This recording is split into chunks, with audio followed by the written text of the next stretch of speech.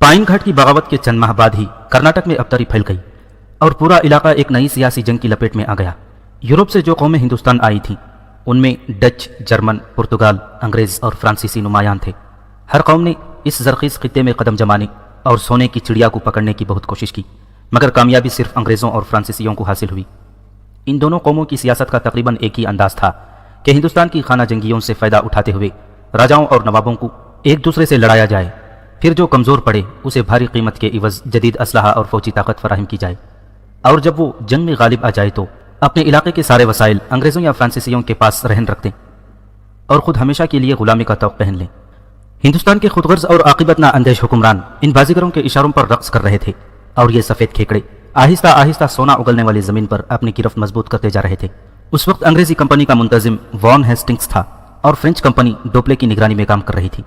फ्रांसीसियों ने अपनी तमाम तर तवज्जो जुनूबी हिंदुस्तान पर मरकूज़ कर दी थी, लेकिन अंग्रेज़ बंगाल, मुंबई, जुनूबी हिंद गर्ज हर तरफ रेशा दीवानियों में मसरूफ़ थे। औरंगज़ेब आलमगीर के तमाम जानशीन इंतहाई नाअहल साबित हुए और अजीम मुग़लिया सल्तनत बहुत तेज़ रफ्तारी से अपने जवाल का सफ़र तय करने लगी।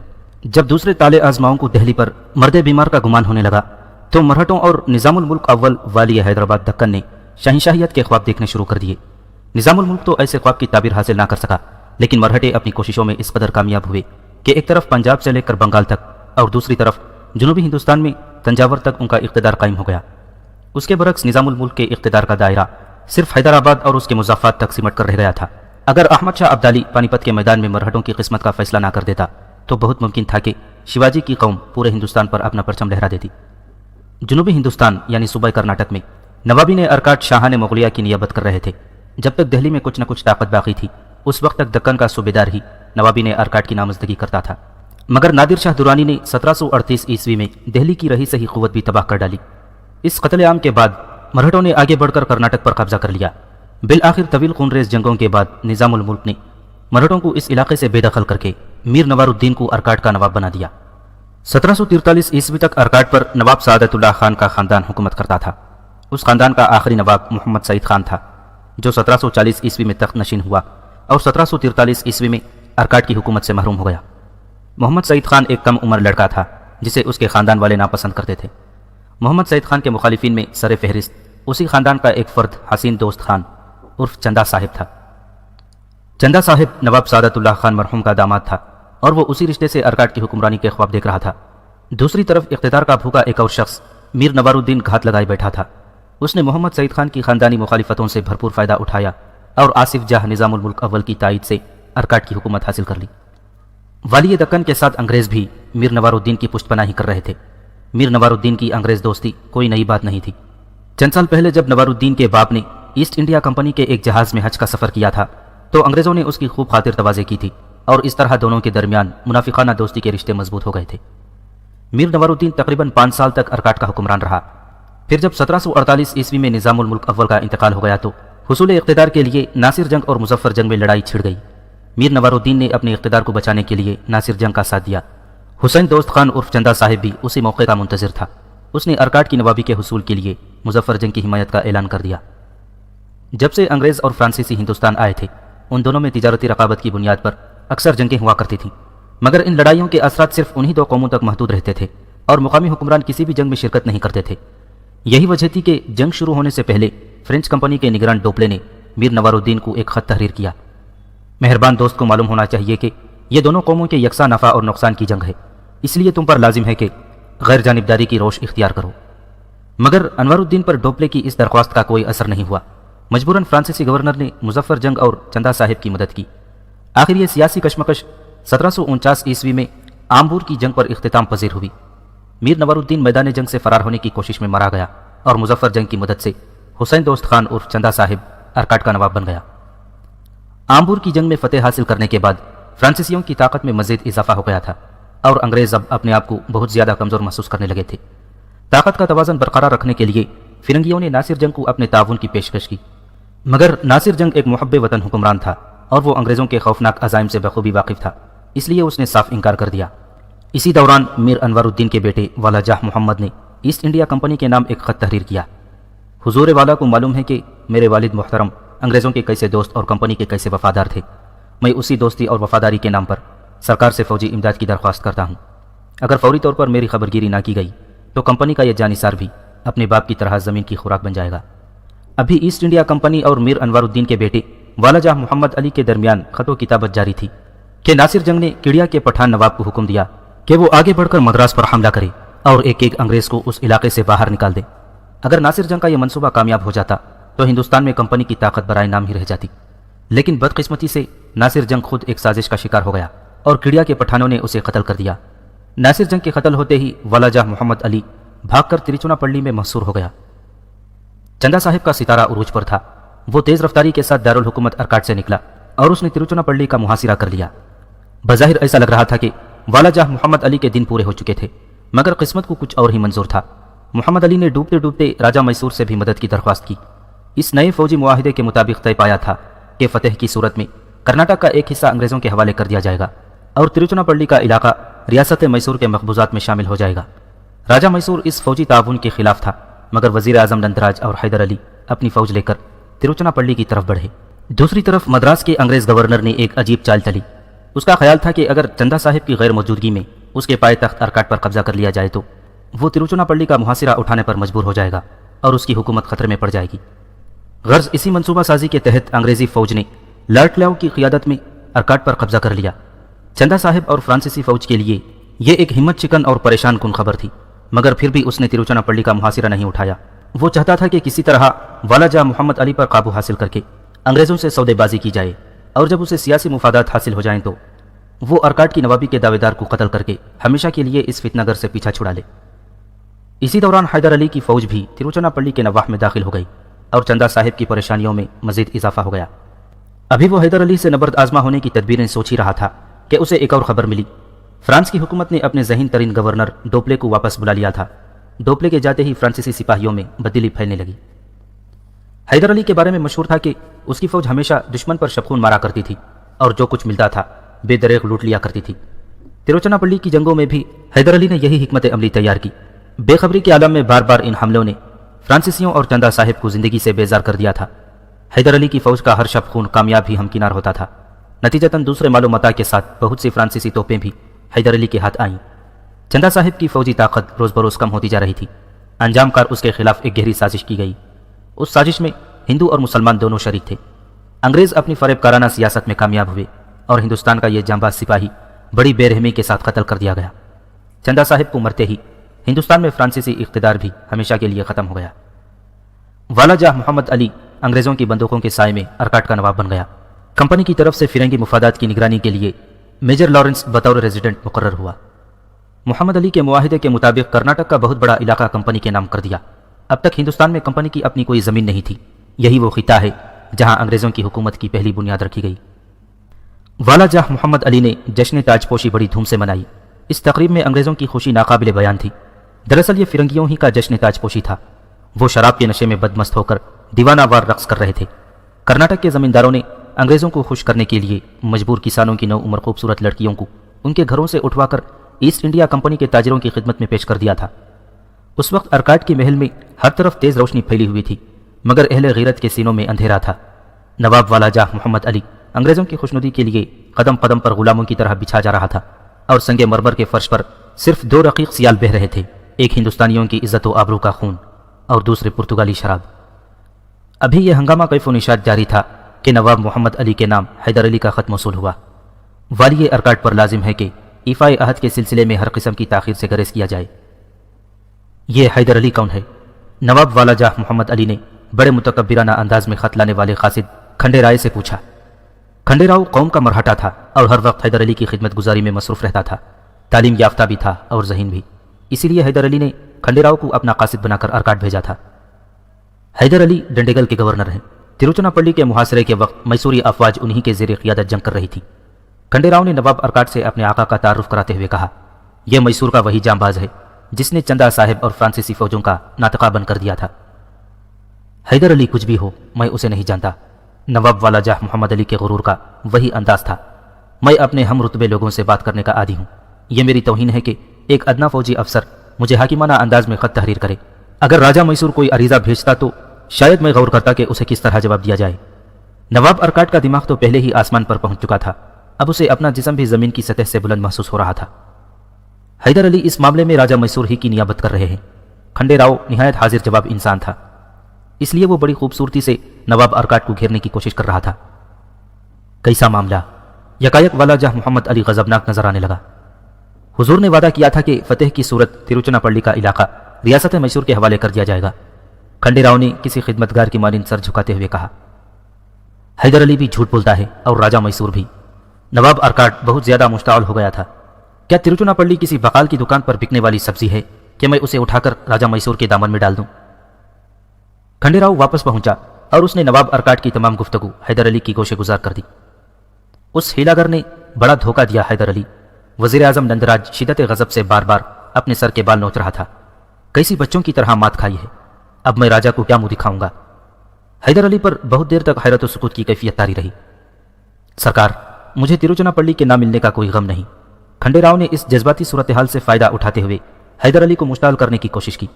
दुख तो इस बात का है कि उस मगरूर नवाब ने आपको पहचानने से भी इनकार कर दिया। भगवान ने मेरी समाज छीन ली होती या मैं उसकी बात सुनने के लिए जिंदा ना रहता। अब तो सोते जागते यही अल्फाज मेरा ताक़ुब करते रहेंगे। कौन हैदर अली? दरअसल खंडे राव मैसूर की रानियों का एजेंट था, जिसे एक खास मसलिहत के पेश नज़र मुलाजिमत देकर हैदर अली और नंदराज के पीछे लगा दिया गया था। खंडे राव कुछ दिन पहले पूना के दरबार में एक अच्छे ओहदे पर फाइज था, मगर उसकी अयारियों और साजिशों से तंग आकर मराठों के पेशवा बालाजी बाजीराव ने उसे इलाका बदर कर दिया था। आखिर खंडे राव तलाश माश में मैसूर पहुंचा और उसने अपनी पुरफरेब बातों से राजा कृष्णा को यकीन दिलाया कि वो हर उलझे हुए मसले का हल पेश कर सकता है। राजा ने इस शर्त के साथ उसे मुलाजिम रख लिया कि वो बहुत जल्द रियासत के वजीरों के चुंगल से निजात दिला देगा। राजा का राजदार होने की वजह से रानी लक्ष्मम्मा, रानी देवाजी मती और दूसरी रानियां भी उसके करीब आ गईं। उन्हीं रानियों में एक जवान साल रानी कांता भी थी, जो कई साल से बेवगी की जिंदगी गुजर रही थी। रानी कांता की शादी 16 साल की उम्र में चामराजा हफ्तम से हुई थी। चामराजा ने 1731 ईस्वी से 1734 ईस्वी तक मैसूर पर हुकूमत की। उसने बरसरे इक़्तिदार आते ही तमाम वजीरों को बरतरफ कर दिया था। फिर जैसे ही वजीरों को मौका मिला, उन्होंने चामराजा के खिलाफ साजिश करके उसे कैद में डाल दिया और कुछ दिन बाद जहर देकर हिला कर डाला। हिंदुओं की रस्म के मुताबिक रानी कांता दूसरी शादी नहीं कर सकती थी। महल की रंगीन फजाएं और कुछ जवानी के तकाजे रानी कांता की जिंदगी बड़ी अजाबनाक हालत में गुजर रही थी। फिर जब मैसूर में हर तरफ हैदर अली के कारनामों की गूंज सुनाई देने लगी, तो रानी कांता इस वजीहा और शकील इंसान के इश्क में मुब्तला हो गई, जिसका कद 6 फीट था और जिसकी बारोब शख्सियत सनफ़ नाजुक के जज्बात में तलातम पैदा कर देती थी। हैदर अली कांता के सीने से उठने वाले तूफान से बेखबर अपने फ़राइज़ मनसबी की अदायगी में मसरूफ़ था कि एक दिन रानी अपने जज्बा शौक़ से मजबूर होकर मैसूर के सिपाही की खिलवत में दाखिल हो गई। फिर जब कांता ने अपनी हालत दिल बयान की तो हैदर अली सन्नाटे में आ गया।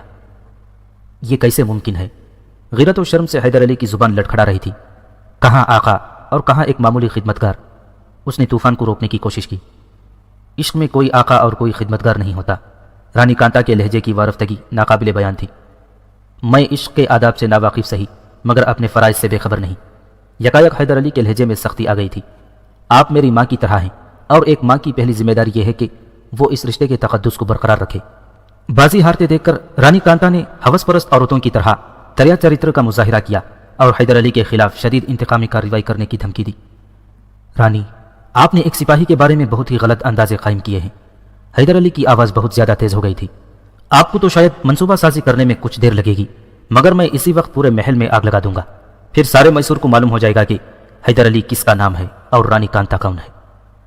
हैदर अली के बिगड़ते तेवर देखकर रानी कांता सहम गई और फिर उसने हाथ जोड़ते हुए बड़े आजिजाना लहजे में कहा, बेशक तुम एक फर्ज शनास और आला ज़र्फ सिपाही हो, इसलिए उम्मीद रखती हूं कि मेरा ये राज इसी कमरे की चारदीवारी में दफन हो जाएगा। उम्मीद नहीं, यकीन रखिए कि आपकी इज्जत मेरी अपनी इज्जत है, हैदर अली ने एक एक लफ्ज़ पर जोर देते हुए कहा। इस वाक़ये के बाद रानी कांता हैदर अली की बदतरीन दुश्मन बन गई थी। उसने कई बार इस जांबाज सिपाही को जलील करने की कोशिश की, मगर हर मर्तबा नाकाम रही। फिर जब खंडे राव मराठा राजा कृष्णा के हल्के खास में शामिल हुआ तो रानी कांता के जहन में एक चाल उठने लगी। खंडे राव की शख्सियत में कोई खास कशिश तो नहीं थी, लेकिन फिर भी वो एक दराज कामत और मजबूत जिस्म रखने वाला मर्द था। फितरतन अय्यार भी था और ओबाज भी, इसलिए रानी कांता बहुत जल्द उसके नज़दीक आ गई। खंडे राव को दरबार मैसूर में कुछ मजबूत सहारों की ज़रूरत थी और रानी कांता अपनी मजबूरियों के सबब बड़ी आसानी से उसका आलायकार बन सकती थी। आखिर दोनों में एक खुफिया मुआहिदा तय पा गया कि पहले हैदर अली और नंदराज को रास्ते से हटा दिया जाएगा, फिर राजा से निजात हासिल करके मैसूर के ताज और तख्त पर कब्जा कर लिया जाएगा। खंडे राव इस कदर अय्यार इंसान था کہ اس نے ایک وقت میں راجا کرشنا اور رانی کانتا سے الگ الگ معاہدے کیے تھے اور اب وہ اسی معاہدے کے تحت حیدر علی کا نواب ارکاٹ والا جاہ محمد علی کے خلاف بھڑکا رہا تھا۔ کھنڈے راؤ کی فریب کاری کا یہ کمال تھا کہ اس نے وزیر اعظم نندراج کو یکسر نظر انداز کر دیا تھا اور حیدر علی کی توہین کا بہانہ بنا کر مگرمچھ کے آنسو بہا رہا تھا۔ کچھ دیر تک غور و فکر کرنے کے بعد حیدر علی نے دوسرا خط نواب ارکاٹ کے نام تحریر کرایا اور اسے کھنڈے راؤ کے حوالے کر دیا۔ حیدر علی بالکل پڑھا لکھا نہیں تھا، مجبوراً دوسروں سے خط لکھواتا اور آخر میں 2 آڑی ترچھی لکیریں کھینچ دیتا، بس یہی اس کے دستخط ہوتے تھے۔ حیدر علی نے اپنے دوسرے خط میں نواب ارکاٹ کو مخاطب کرتے ہوئے لکھا تھا، تو نے اسلام دشمنوں کے ہاتھوں اپنا پورا علاقہ فروخت کر دیا مگر مجھے تھوڑی سی زمین نہیں دی۔ خیر، میں عنقریب تجھے بتاؤں گا کہ حیدر علی کون ہے۔ ابھی نندراج اور حیدر علی تروچناپلی کے گرد و نواح میں خیمہ زن تھے کہ ریاست میسور ایک نئے طوفان کی لپیٹ میں آ گیا۔ اس طوفان کی ذمہ داری راجا کرشنا اور رانیوں پر عائد ہوتی تھی۔ نندراج کی غیر حاضری میں راجا نے وزیروں کی سیاسی قید سے آزاد ہو کر خود مختار ہونا چاہا تو نندراج کے چھوٹے بھائی دیوراج نے محل پر گولہ باری شروع کر دی۔ راجا اور رانیوں نے گھبرا کر دوبارہ وزیروں کی اطاعت کر لی مگر سازشوں کا بازار پھر بھی گرم رہا۔ میسور کی فوج کے ایک بڑے حصے نے گنگا رام کی قیادت میں وزیروں کے خلاف بغاوت کر دی۔ اس طرح پوری ریاست میں شورش پھیل گئی۔ یہ ایک بڑا سیاسی فتنہ تھا جسے وزیر اعظم نندراج کے خیال میں شہباز اور حیدر علی ہی کو چل سکتے تھے۔ آخر ان دونوں بھائیوں نے 2 مہینے کے مختصر سے عرصے میں باغیوں کے تمام علاقوں پر قبضہ کر کے باغی گنگا رام کو قید میں ڈال دیا۔ نندراج حیدر علی کے اس کارنامے سے بہت خوش تھا، اسے برملا اعتراف کرنا پڑا۔ میسور کی بقا کے لیے حیدر علی کی ذات ناگزیر ہے۔ پوری ریاست میں اس جیسا زیرک، دوربین، شجاع اور بر وقت صحیح فیصلہ کرنے والا کوئی دوسرا فوجی افسر موجود نہیں، نندراج نے کہا۔ بغاوت کے مکمل خاتمے کے بعد نندراج واپس پلٹا تو صورتحال کا جائزہ لینے کے لیے میسور کے بجائے ستی منگل میں مقیم ہو گیا۔ حیدر علی بھی اس کے ہمراہ تھا۔ اسی دوران نظام الملک میر نظام علی خان والی دکن نے میسور پر حملہ کر دیا اور سری رنگا پٹنم کا محاصرہ کر لیا۔ راجا کرشنا نے اپنا قاصد بھیج کر حملے کا سبب دریافت کرنا چاہا تو میر نظام علی خان نے انتہائی تحقیر آمیز لہجے میں جواب دیا، کیا تجھے یاد نہیں رہا کہ تیری فوجوں نے والا جاہ محمد علی کا ساتھ دیا تھا؟ یہ اسی گناہ کی سزا ہے۔ راجا کرشنا نے دوبارہ قاصد کو درخواست دے کر میر نظام علی خان کی خدمت میں بھیجا۔ آپ نہیں جانتے کہ میں کس قدر بے دست و پا حکمران ہوں۔ اس گناہ کا ذمہ دار وزیر نندراج اور اس کا معتمد حیدر علی ہے۔ آخر نظام علی خان نے راجا سے ایک بہت بڑی رقم لے کر محاصرہ اٹھا لیا اور واپس چلا گیا۔ نظام دکن نے جاتے ہی مرہٹوں کا پیشوا بالاجی باجی راؤ ایک لشکر جرار کے ساتھ راجا کرشنا سے خراج وصول کرنے کے لیے میسور کی طرف بڑھا، مگر ریاست میں رکھا ہی کیا تھا۔ میر نظام علی خان خزانے کا صفایا کر کے بہت دور جا چکا تھا۔ آخر راجا کرشنا نے 1 کروڑ روپے کی ادائیگی کا وعدہ کر کے جان بچائی۔ بالاجی باجی راؤ نے ضمانت طلب کی تو راجا نے ریاست کا ایک بڑا حصہ مرہٹوں کی نگرانی میں دے دیا۔ پیشوا بالاجی باجی راؤ جاتے جاتے سرا کی صوبیداری کا بھی خاتمہ کر گیا۔ نواب دلاور خان کو کولار میں جاگیر دے کر اس کی جگہ بلونت راؤ مرہٹا کو سرا کا صوبیدار مقرر کر دیا گیا۔ بڑی خوفناک صورتحال تھی۔ راجا کرشنا بھکاری بن چکا تھا اور ریاست میسور کسی قریب المرگ مریض کی طرح آخری ہچکیاں لے رہی تھی۔ کچھ دن بعد بلونت راؤ کو ہٹا کر گوپال راؤ کو سرا کا صوبیدار بنا دیا گیا۔ یہ ایک سخت گیر مرہٹا سردار تھا۔ گوپال راؤ نے صوبیدار کے منصب پر فائز ہوتے ہی راجا کرشنا سے 1 کروڑ روپے کی فوری ادائیگی کا مطالبہ کر دیا۔ راجا اتنی بڑی رقم کہاں سے دیتا؟ وہ تو خود پائی پائی کو ترس رہا تھا۔ آخر گوپال راؤ نے باضابطہ انداز میں ان علاقوں پر قبضہ کرنا شروع کر دیا جو بطور ضمانت پیش کیے گئے تھے۔ اب میسور کی حکومت صرف سری رنگا پٹنم اور اس کے مسافات تک محدود ہو کر رہ گئی تھی۔ یہ خبر سنتے ہی راجا نے اپنی بے چارگی کا ماتم شروع کر دیا۔ اگر میری بات مان لی جاتی تو ریاست کو یہ برے دن دیکھنا نہ پڑتے۔ سری رنگا پٹنم پر اب بھی وزیروں کی حکمرانی تھی، اس لیے لوگوں کی زبانیں خاموش تھیں، مگر وہ دل ہی دل میں نندراج کو گالیاں دے رہے تھے۔ راجا کرشنا وزیروں اور اس کے خاندان والوں پر تو اپنا غصہ نہ اتار سکا، لیکن حیدر علی کے بیوی بچوں کو محل کے اس گوشے میں بھیج دیا گیا جہاں ادنا درجے کے خدمتگار رہتے تھے۔ ٹیپو سلطان اس وقت 2 برس کا ہو چکا تھا اور اس نے 1 سال سے اپنے باپ کی شکل نہیں دیکھی تھی۔ فاطمہ بیگم نے بڑی مشکل سے ایک معتبر شخص کے ذریعے اپنے شوہر کو یہ پیغام بھیجا، راجا نے آپ کی خدمت کا یہ صلہ دیا ہے کہ والدہ صاحبہ، میں اور ٹیپو غلاموں سے بھی بدتر زندگی گزار رہے ہیں۔ ہر وقت 2-4 ہندو سپاہی ہماری کوٹری کے گرد چکر لگاتے رہتے ہیں اور آپ کے لیے انتہائی فحش کلمات استعمال کرتے ہوئے کہتے ہیں کہ وہ ایک غدار مسلمان تھا، آزمائش کے وقت فرار ہو گیا۔ مجھے ہر گھڑی ایک دھڑکا سا لگا رہتا ہے کہ کہیں وہ لوگ ٹیپو کو قتل نہ کر دیں۔ ایک دن انہوں نے یہ بھی کہا تھا کہ اگر حیدر علی واپس نہ آیا تو اس کے جرم کی سزا اس کے بیٹے کو دی جائے گی۔ میری درخواست ہے کہ آپ ستی منگل کو چھوڑ کر کسی دوسری ریاست میں چلے جائیے اور اس شہر کی طرف رخ بھی نہ کیجیے۔ کہ اب یہ شہر عزتداروں کے رہنے کے قابل نہیں رہا۔ حیدر علی نے اپنے ایک معتمد سپاہی شجاعت خان سے فاطمہ بیگم کا خط پڑھوا کر سنا۔ جب شجاعت خان آخری سطر پر پہنچا تو حیدر علی کی حالت غیر ہو گئی۔ اس کے چہرے پر بیک وقت غیظ و غضب اور اذیت و کرب کے آثار نمایاں تھے۔ پھر یکایک اس نے شجاعت خان کے ہاتھ سے خط چھین لیا اور سیدھا وزیر اعظم نندراج کے پاس پہنچا۔ کیا ہوا حیدر علی؟ نندراج اپنے فوجی افسر کی بگڑی ہوئی حالت دیکھ کر گھبرا سا گیا۔